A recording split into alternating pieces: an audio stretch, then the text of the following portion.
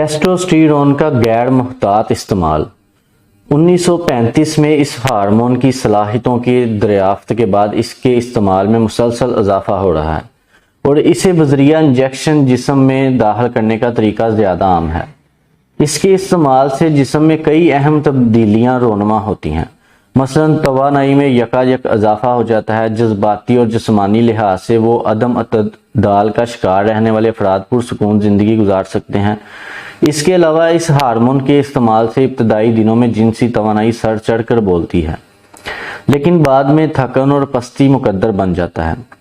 اس hormone کے بے جا استعمال سے جگر کو نقصان پہنچتا ہے اور آگے چل کر اس سے مثانے کے غدود کا سرطان بھی لاحق ہو سکتا ہے۔ اس ہارمون کے غیر محتاط استعمال کا ایک امکان ان لوگوں میں زیادہ ہوتا ہے جو ورزش کے ذریعے سے اپنے عضلات میں اضافے کے لیے اس کا